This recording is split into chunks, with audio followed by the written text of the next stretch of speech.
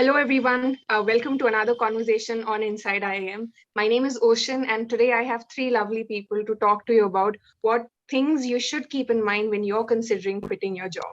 And I know it can be tempting to be impulsive, or I know you could be on the other side where the thought has been repeated in your head, and then it sort of became a serious one over time.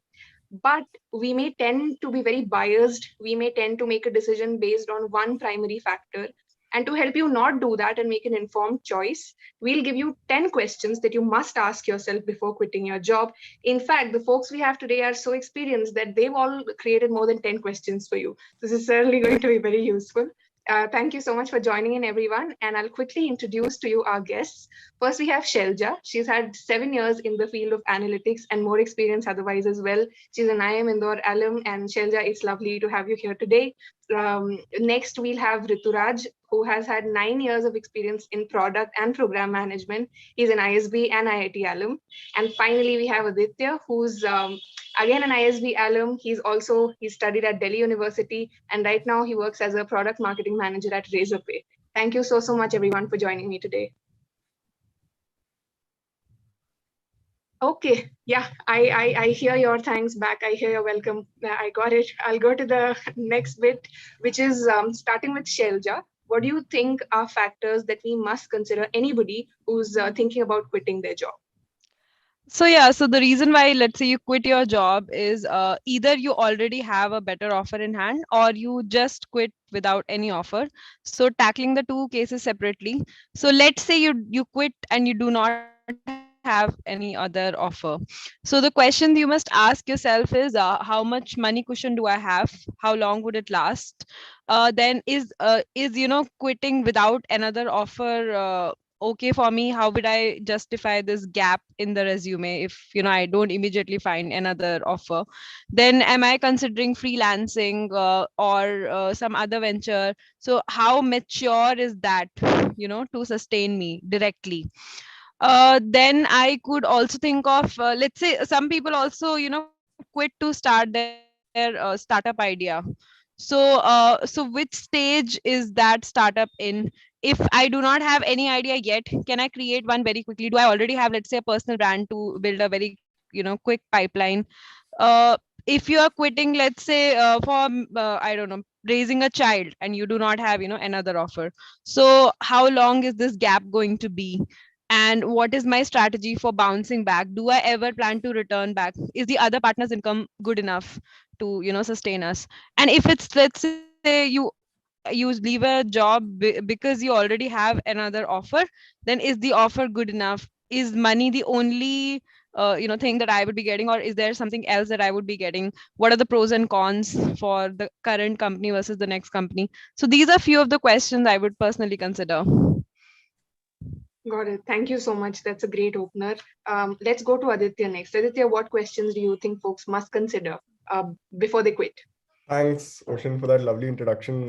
You mentioned that we are experts, I hope not at quitting jobs. So yeah, I mean, I am mostly aligned to what Shaila was saying. I would sort of use like a consulting framework for this, which is I would break it down into qualitative and quantitative sort of aspects, right? Quantitative aspects are things you can measure, like money. Can I get paid more? Are my peers getting paid more than me? Am I being undervalued? Is there an absence of growth, and so on, right? In terms of qualitative reasons, do I find this role interesting, uninteresting? The first question that you should always ask is, what is my larger objective, or what is my end game? Where do I want to end up, right? Is this aligned to where I want to end up? Is me quitting my job or maybe joining a new job aligned to where I want to end up? Am I burnt out? Am I looking for a break, which is a perfectly valid reason to actually quit? Do I want to switch functions, industry? Is that the reason I'm actually, quitting my current role? All of this ties back to the fact that you have a plan and you have an end game in mind, and whatever decision that you take should be aligned in some sense to that end game, or you should see it as a part of the larger plan that you have. This is pretty much what I had. Great, thanks for that, Aditya. Let's go to Rituraj next. Rituraj, what factors would you look at? What questions would you ask? Sure. First of all, thanks a lot, Ocean, for that wonderful introduction. So now coming back to the question at hand, what factors should one look while quitting a job? First of all, as others said, I think they have pretty much summed up almost all the aspects of it. But I would just like to summarize. Like, first of all, you must know what's your end game, as Aditya said. Why do you want to quit your job should be a very clear thing, especially when you are at a higher experience level, because you have much lesser opportunities of experimenting with your life now, because you might have family, you might have some responsibilities, so that's an area which you need to really look at. But overall, it's really important for everyone else to know why they would want to quit their job. That question should be very much clear. So now there can be multiple things in this area. One is either you are going for higher studies, or either you are looking for another job, or you just want to sit back and relax, or you just want to have a reflective, you want to reflect upon what you have been doing till now. I have seen people doing all these kind of reasons to quit their job. So of course, these are the few things you should really look at why before quitting your job. If you're going for higher studies, you should have you should know, you should really be committed to it, and of course look at the financial aspect part of it, that why would you, if you're quitting a job, whether that return on investment would be coming up or not. If you are doing this for a job change, you must that's an area where you can really play around, because of course if you are you can experiment in your early stages of life, doing multiple things and see what you really want to do. Of course, that kind of in our age, we have got that kind of a privilege which our parents didn't have. And another reason could be that why you would want to reflect upon your life till now. You want to see whether you just want to have some downtime. So that's also an area that's also a reason why people quit, but that should be fruitful. Once you get back to the job, you should be able to explain why did you do that. So even your downtime should have some productive amount, should have something productive which you can explain later on. So these would be some of the areas to think upon before you are quitting your job. Great. Thank you so much. That's certainly a lot more than 10. But now that you've already put out your ideas, if you want to share any thoughts based on what any of you has said, please feel free. If not, we'll go to the next part of the conversation. So I would like to add, apart from all the reasons that are already mentioned, sometimes people also change jobs to, let's say, get a team, leadership experience, because maybe in a big company, you might be, let's say, an individual contributor, but, you want to manage large teams. So sometimes people actually move even to startups or as a co-founder, and they might even take a pay cut, not necessary. Okay. So it's not necessary that they will definitely take a pay cut, but they might. But then the growth that you get there, right? It could actually sometimes accelerate your career 5-6 years later on. So it's very important to, like Aditya already mentioned, to know the end game. So it's not always necessary that a higher salary, people only jump jobs if they get a better salary. So this is one extra point that I wanted to highlight.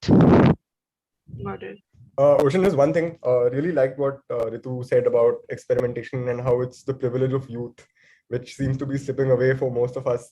So yeah, take that, like make use of that privilege as much as you can, especially if you're unsure about what you want to do.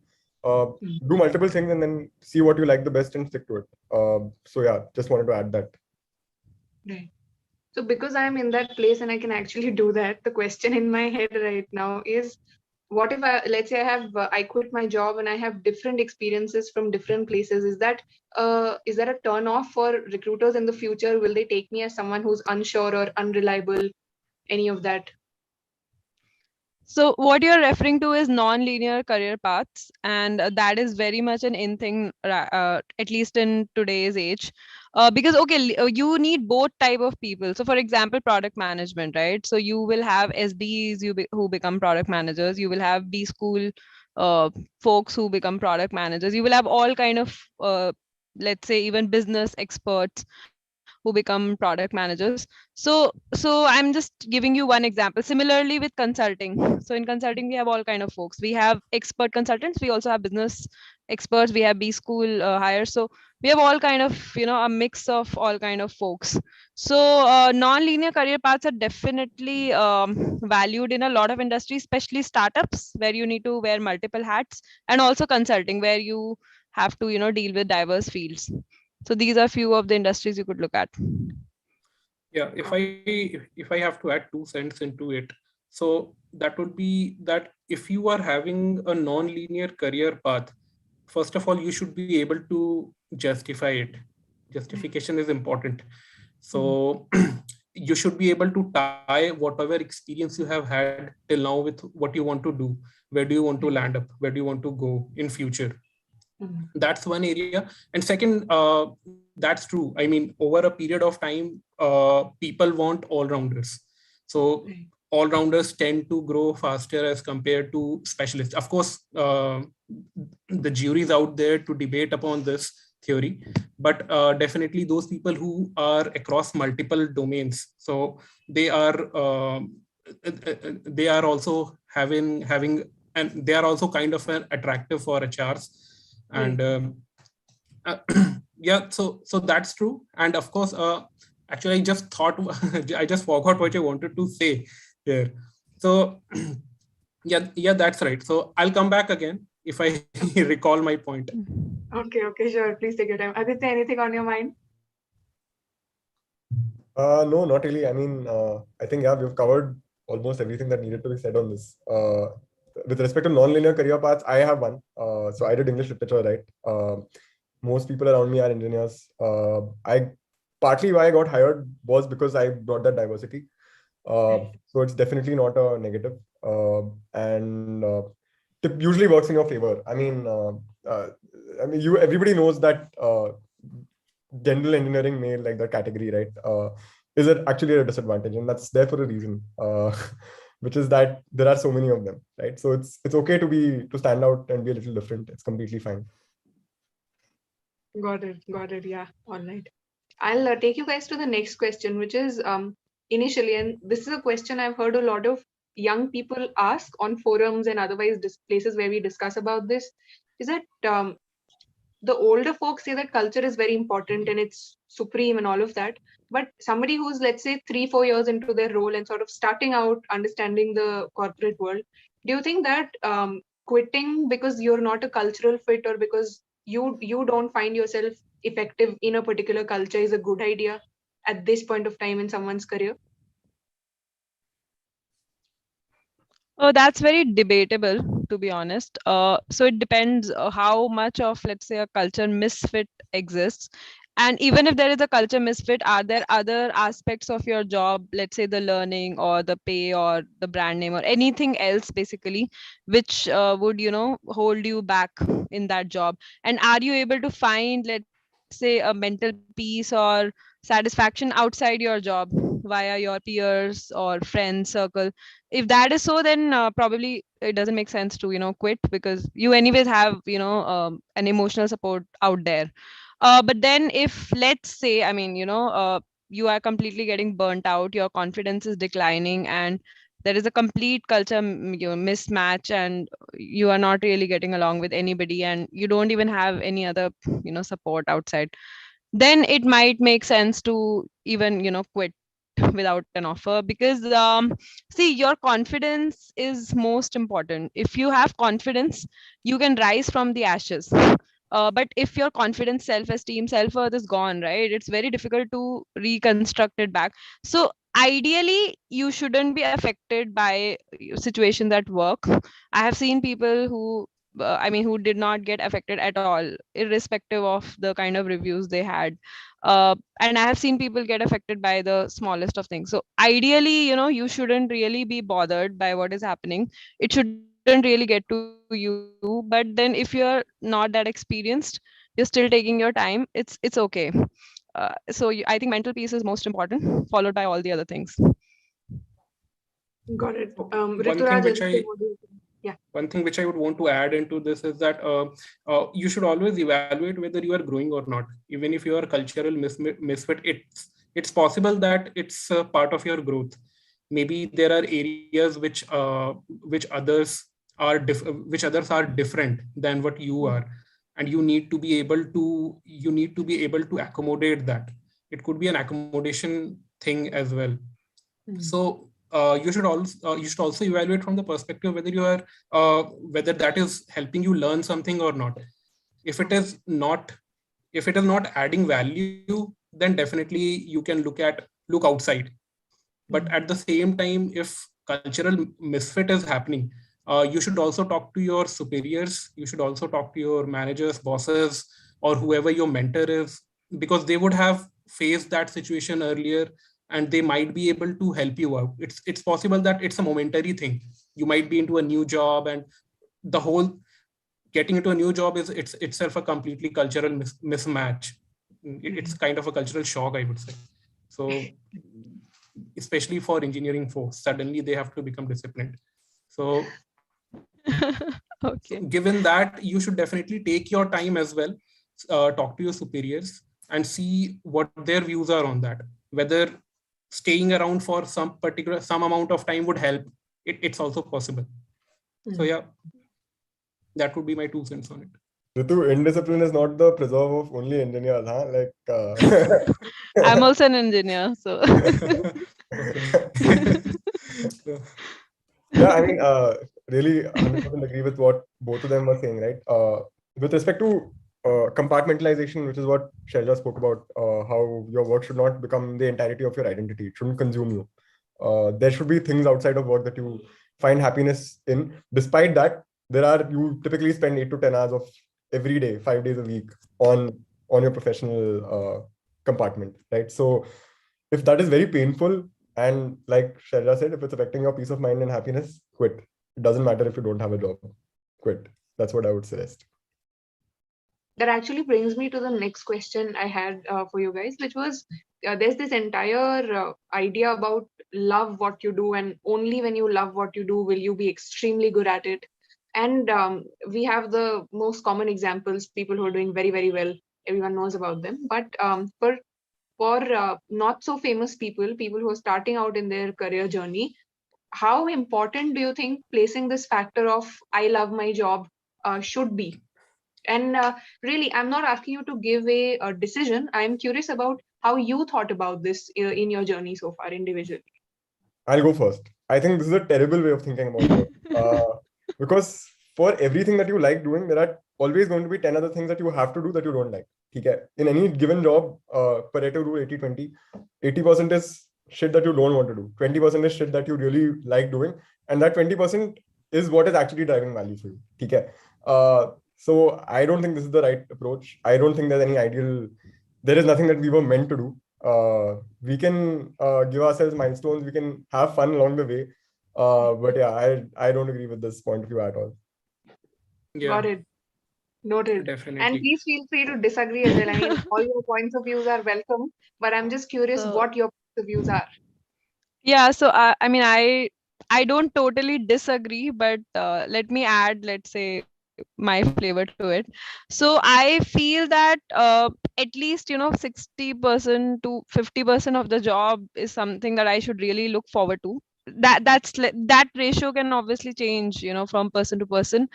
But let's say you are completely stuck at your role, right? You do even if you, it's not about what you like, what you don't like. Let's say you are not that great at your job and you don't think you can really go the ladder. Okay, so let's say for example, a lot of engineers, right? So let's say they don't think they can be the best engineer in the country, so they go to do an MBA, many of them. So that is perfectly fine, because you know that anyways you are not going to be the best in that field. So after MBA we know that yes, whatever we do, we really can at least reach the top if we try hard enough. So that is one thing, how far you can go basically. Second thing is, like I said, at least 50 to 60% of the work I should at least typically want to look forward to doing. At the same time, it doesn't mean every single thing I want to do, but majority of the stuff I should have an inclination. And third thing would also be a personality fit. So let's say I can be a good doctor, but I vomit when I see blood. So it's not really a personality fit, right? I can be good at sales if I really want to be, but then it's not really my personality type. I'm a complete introvert, so I'm just giving some examples. So it's also more about skill and I don't know, the JD match. So I would consider these 3-4 factors. And I believe in what the statement, right? I'm not saying that if you don't love what you do, you can't reach places. But if you at least like what you do to a certain extent, it helps more. So that's Right. what I would say. I have a follow-up, Hmm. but I'll wait until Ritu Raj, you Yeah. finish. Okay. Yeah. So now let me just Indianize this a little bit. So I mean that's totally understandable from where this concept of loving your job and it comes from actually. But look at our education and look at where the way we are working today. So we when we started our education, we never thought about what we love, right? Neither we, nor our parents, nor our teachers. Although this has started happening today, but during our times, at least, it was not there. So there were a few set pathways which people used to follow, right? So for that, this kind of a generation, thinking about what they love is slightly difficult question. When you reach the age of 20s and your 30s, it becomes a very difficult question to answer because you have become expert in areas which you don't like, and you are failing in areas which you love, right? So that creates a lot of, what to say, mind boggling situations for you. Okay, so now given this situation, I mean, now again, going back to my very original point that we should go about experimenting. So for people like people who are coming from this kind of a setup, it's more important that you in your early stages of your career be more experimentative, because now you have got that open mind, now you have got that bandwidth, or rather window to experiment around. There are no questions asked from you, and then you can you have a place in society, right? So from there you can keep on experimenting, see what you really like, and moreover just enjoy what you are going to do, what you are doing, what you are going to do in future, and slowly most probably there's a chance that you would gravitate towards what you are really good at, and you would love it also. Hmm. So it's important to think, but it's not that important. I mean, don't overthink about it, go with the flow. So That would be my if you can't work in what you love, at least love what you do. So what you do. whatever you are currently doing, right, you can start loving that even if you can't do what you truly love. So maybe that's the way to go. Right. And let's say like someone can't, let's say like they really don't even want to love what they're doing. Then what other motivation? So one motivation could be, okay, I love it, it makes me happy, let me do it. What other motivation has been helpful for you if you've been in this position, or you think can be useful for people who are in this position?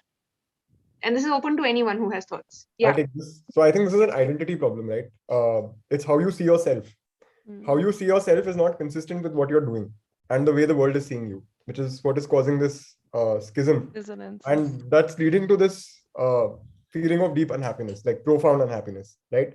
So I would say that's an identity problem. It's not a work problem. It can happen in any role.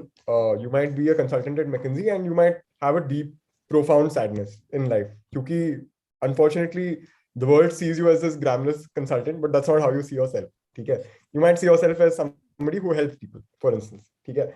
So if that's the case, then you need to find something that's a little more aligned. And this nuance was very nicely brought out by what Shailaja said earlier as well, to the earlier question, which is there should be some kind of sync between your personality, your identity, and what you're doing. That baseline level of sync is required.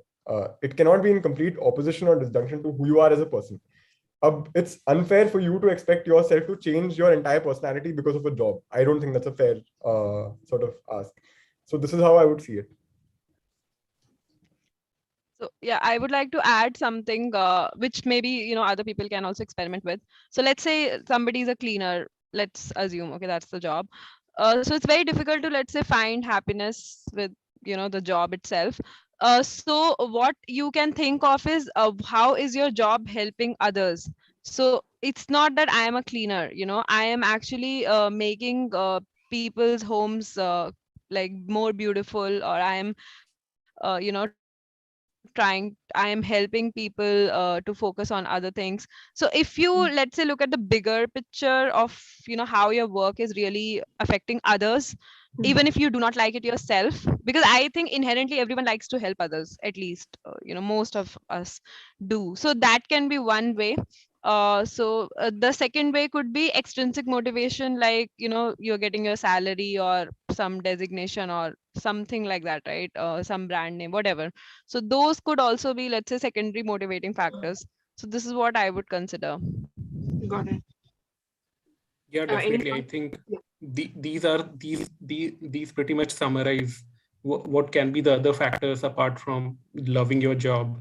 There can be external Yeah. motivations, salary, social prestige, or this can also tie up back to your identity. What is actually that you totally relate to, right? So Yeah. these can be some of the reasons. So one thing more I would like to add. So for example, it could also be that you get more time to relax. You have a better work-life balance. You have a very supportive boss. You have a very supportive team. So it is impossible that a job has nothing positive. I mean, I can't think of any job which is like totally negative. So so there would be something in that job at least. So I don't know. I would start with that, and I would kind of magnify that, and I would probably count my blessings, and I would obviously try to work on the things which are not so great about my job, and maybe I would either accept it or I would try to change whatever. So I think that's the way. Yeah. Got it. That makes a lot of sense. Thank you so much. Before we take up live questions for another maybe a few minutes, why don't you guys talk about, let's say, experiences of you quitting that have either taught you something that you thought was profound, or funny experiences, stories that you sort of look back at about quitting jobs that you perhaps want to share, maybe without taking names of your workplaces or whatever makes you comfortable.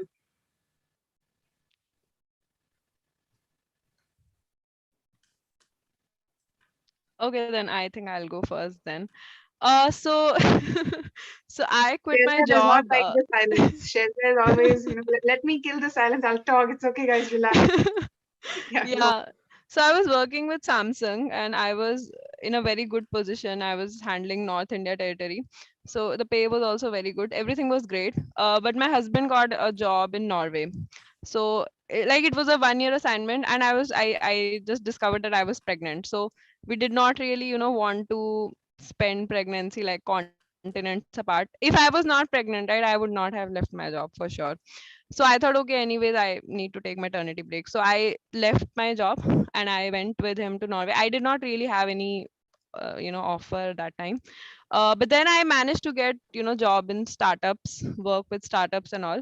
uh, but when I left it, right, that time I really didn't have anything. But then I just took the plunge. Okay, let it be, we'll see what what happens. So sometimes it's also, it's not that your job is bad, the job is also good, everything is good, but sometimes situations are like that. And in pregnancy it's not easy, right? I was like 5 months pregnant. You cannot really apply to jobs, and nobody will even hire you, to be honest, right? So that was by chance that I found work. So that would be, let's say, one example, and I am sure there would be many women who leave jobs even otherwise to take care of their kid or raising a child. So that could be one reason. So Got it. Yeah. let me take a stab at that. So right after my undergrad, I started up my own company. So initially, I mean, it was for me also, it was a difficult decision to take because I got a good placement, and uh, at that point, I mean, though today it's a great startup culture, it's all there in this country, but at my time during my undergrad, that culture was not there. It was like, if you have started up your company, people used to ask, you didn't get a job at Infosys or what. So that was the kind of thing which was happening. So entrepreneurship was an unknown stuff. So in the initial stages, when neither there was money, nor there was prestige, nor there was anything to show back. So those were times which were really difficult. But over a period of time, when you come out of it and your startup starts doing something good, then people realize that, okay, fine, then you are able to defend yourself actually, right? And that becomes a really good situation, good position to be in, that you took up a call and that call went off correctly, right? So, but it doesn't happen for everyone. I could be lucky, but this doesn't happen with everyone. But that doesn't mean that you don't take up a call which comes from your intuition. You need, if there's a gut feeling, go about it. So that's my experience on this. Yeah, I mean, I'm completely in agreement with what Ritu said, because your gut feeling is a complex of ideas and impressions, which you can't always tie back to their original source, but they're a complex, right? So that it is an expression of something valuable. I don't think one should ignore it. With respect to my experience of quitting, nothing stands out. It was fairly routine. I just felt like both times I've quit have been for the reason that I felt like I had stopped growing and stopped learning in the organization. In the first instance, I moved from Yahoo to a startup because I felt like at Yahoo, whatever I had learned was very specific to Yahoo and not very transferable. And the second time I moved was my second role at Savari Car Rentals, where I was a marketing manager. I moved because there wasn't, while I wanted to grow, the organization was only a certain size, right? There wasn't room for me to grow within the organization. It didn't make sense, right? And that's when I decided to do an MBA as well, because I felt like, yeah, this is how I'm going to look at my professional growth and learning. So yeah, fairly simple reasons. Just stopped growing, stopped learning, got bored, moved on. Got it. If you have anyone else, if you have thoughts, please feel free to share them. Okay, all right. So what we'll do next is we'll take up live questions that our viewers have been asking. For the viewers, this is a good time to shoot your questions. We'll take them up line-wise. But before we do that, I would like to ask for your closing statement right now, because we may trim the video later on. So that's why I am curious how you'd want to, a message that you'd want to land to anybody who's even thinking about leaving their jobs. Okay, so I would say, what is the desperation? Do you have a plan in mind? If you do not have another offer, do you have a plan how you will bounce back? If you already have an offer, are you doing it for the right reasons? Okay. So if I have to say, I'll just say one quote which I heard recently. So let me just phrase it. So it's a no unless it's a hell yes. That's the parameter I would suggest people to benchmark with. It's a no unless it's a hell yes. How can I follow that now? Both Shailaja and Ritu killed it with their closing statements. No, but on a slightly more serious note, I think have a plan. It's good to have a plan. That's the only thing I would suggest. Great, thank you so much.